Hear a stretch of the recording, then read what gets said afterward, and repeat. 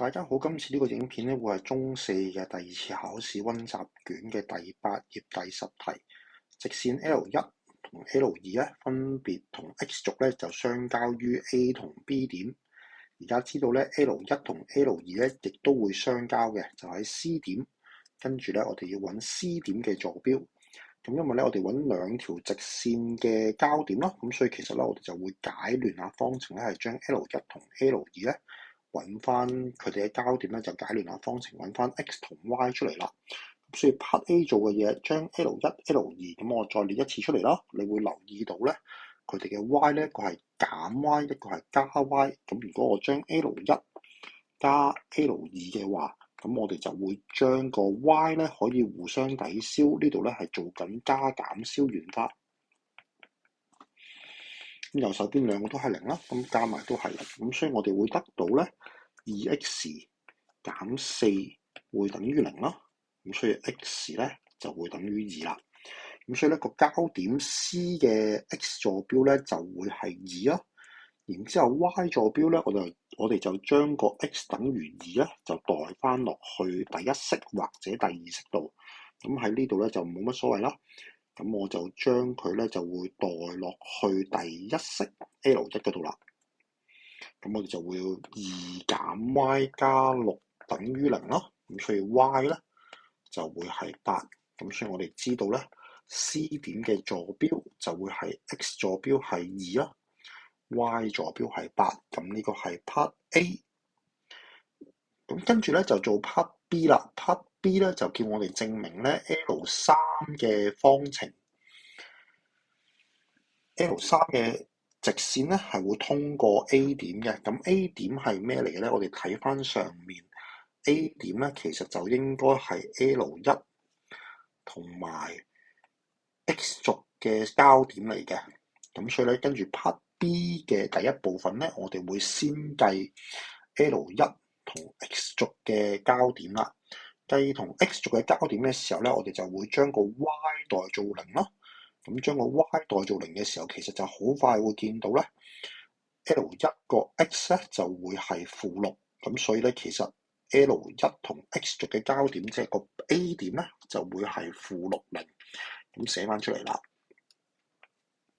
咁 B1，咁我哋咧會將 y 等於0咧代入去 L1 嗰度。咁然之後咧 L1 咧就會係 x 減0加6啦。咁所以個 x 咧就會係-6。咁所以我哋知道 A 點嘅坐標咧就會係-6同埋0。然之後呢一點係咪被 L3 通過咧？咁我哋就將呢個 A 點嘅坐標-60代落去 L3 嗰度。咁而 L3 咧係 x 減3y 加6等於0。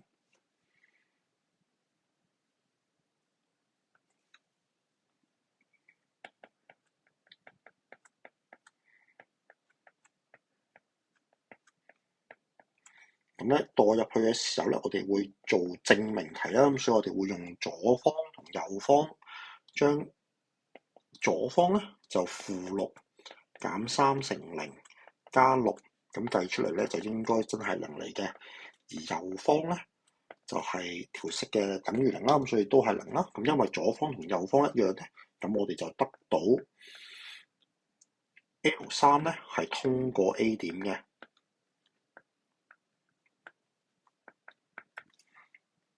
咁個 B1，跟住咧就睇 B2 啦。B2 咧就問啦 ，L3 同 L2 相交於一點 P 啊。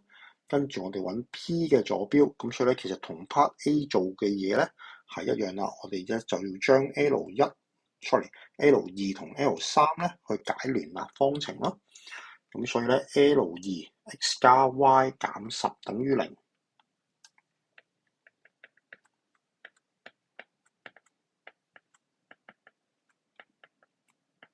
而 L3 咧會係 x 減3y 加6等於0。咁今次咧個 y 嘅係數咧就唔同啦，但係 x 嘅係數咧都係1嚟嘅。咁喺呢度咧我就會將 L2 減 L3 啦。咁然之後我哋就可以消去個 x 啦。咁樣減數嘅時候咧，有啲嘢要注意噶。咁我抄呢個嘅時候咧，希望大家就諗一諗有啲咩注意，我呢度有啲乜嘢缺漏啦。好啦，呢度有啲咩缺漏咧？咁其實就係個括號咯。咁我哋有好多同學咧就會忽略呢啲括號，寫少咗啲括號咯。有括號同冇括號嘅分別係乜嘢咧？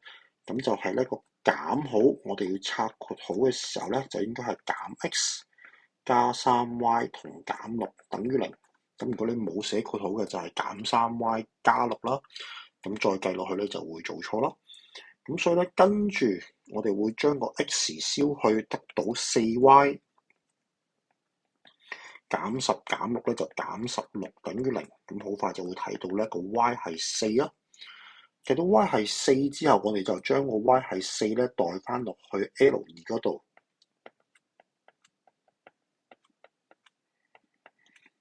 會得到 x 加4減10等於0咯。咁所以 x 咧就會係6啦。咁所以個 P 點嘅坐標，佢哋嘅交點咧就會係6、4。呢個咧就係 B2要大家做嘅嘢啦。好，跟住咧就比較困難啦，可能同學會覺得比較困難嘅一部分啦。咁啊題目就問 ABC 嘅面積同埋三角形 ABC 嘅面積咧，同埋三角形 ABP 嘅面積嘅比啦。咁咧因為啲點咧基本上我哋都知道晒啦，不過 B 點咧我哋係未計嘅。咁點樣去計佢哋嘅面積咧？咁我哋有 A 點係-60啦。B 點未計啦 ，C 點係200，然之後 P 點咧係64，咁所以咧，我哋計佢哋嘅面積嘅時候，我哋會諗一諗三角形 ABC 嘅面積，我哋會點表達啦？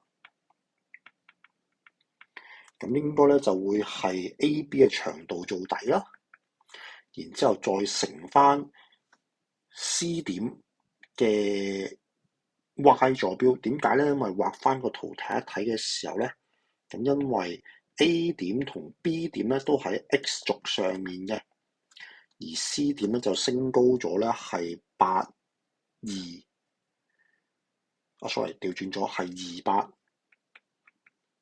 咁所以我哋計三角形 ABC 嘅面積嘅時候，AB 做底，然之後咧個高咧就係 C 點嘅 Y 坐標，即係8啦。咁所以咧呢個係三角形 ABC 嘅面積，底乘高除2啊。咁 AB 我哋使唔使計嘅咧？一陣間再諗啦。另一個三角形就三角形 ABP 嘅面積啦。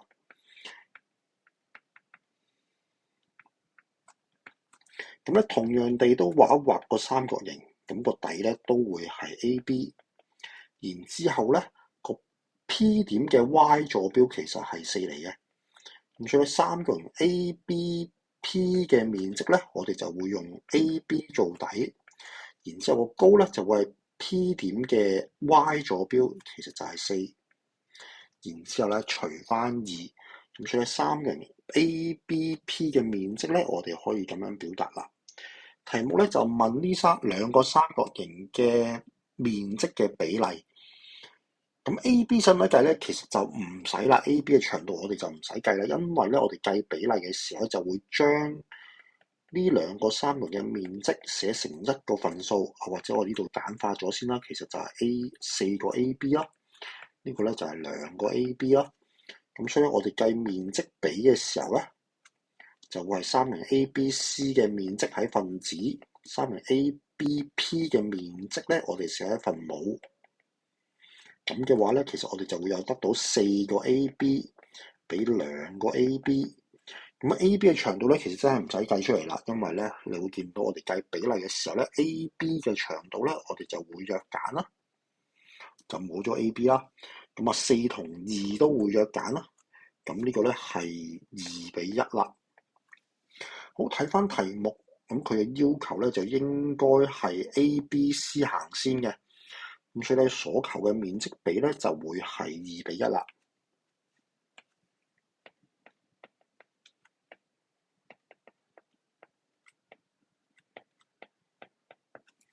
OK，咁就三個部分 A、B、C 咧咁樣做完，俾大家睇一睇啲步驟。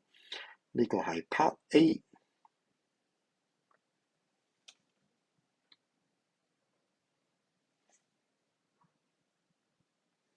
咁跟住係 Part B，B 一同 B 二啦。